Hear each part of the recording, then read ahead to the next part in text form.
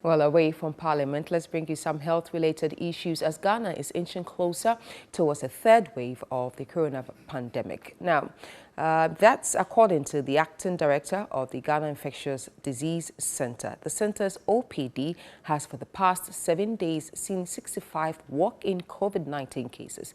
Currently, all patients on admission at the hospital's ward are unvaccinated, raising questions as to when Ghana's vaccination rollout will resume. Portia Gabo reports. 23 countries in Africa have experienced a third wave of COVID-19 infections. According to the WHO, new and faster spreading variants are driving the infections. It's picking up speed, spreading faster, hitting harder. We've surged past last year's peak, and at the current pace, continental cases will surpass the second wave's peak in just about 3 weeks. The surge in cases is not different from what's happening the world over. Public fatigue and laxity on strictly adhering to COVID protocols, social mixing and vaccine inequity is fueling the coronavirus spread. In Ghana, the gradual increase began from the airports. The whole month of June, we saw 8 cases. 1st and 2nd July, 2 days, we admitted 10 cases. That should obviously tell you that there is an increase in the trends across. People were worried about Achimota School recording Delta cases, and that became news all over. But I always say that we've known that we had some Delta strains among some of the travelers. But these are travelers who sat with other people on the airline. Those people tested negative at that time. But who knows, they became positive later. And I'm sure those other people sent COVID or the Delta strain into the community. Testing is going on right from day one. We went low, but now people are coming in, people are walking in, and it is like it is increasing in the testing. The Ghana Infectious Disease Center at Ga East has taken and tested 288 samples in the last 12 days alone.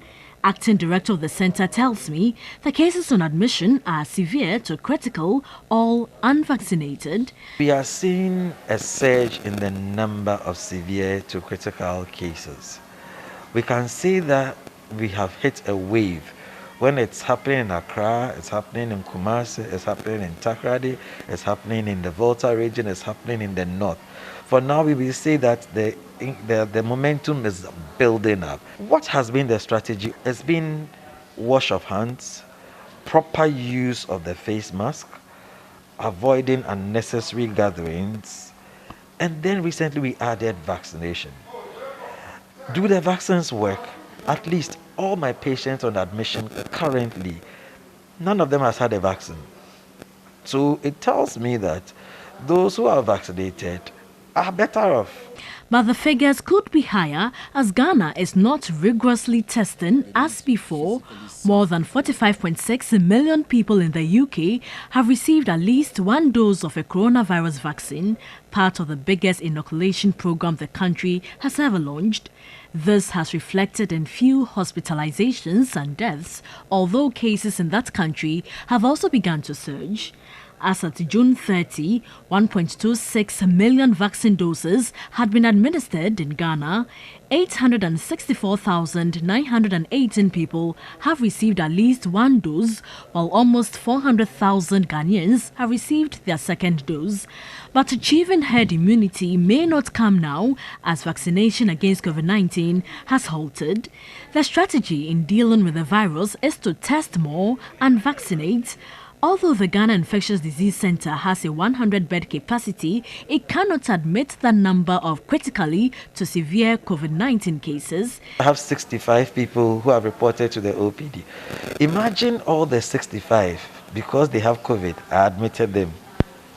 Where will my severe and critical go? For the critical disease, we can only manage maximum 8 people because we need to give them high flow oxygen. And once I go beyond 8, it will be difficult to even manage the severe people and give them oxygen, because they'll be sharing the oxygen, both critical and severe. So yes, it's a 100-bed facility, but if we are pushed based on all the things we have, we can do a maximum of 30. It is therefore important for everyone to strictly adhere to the safety protocols while the populace eagerly wait for vaccinations to resume.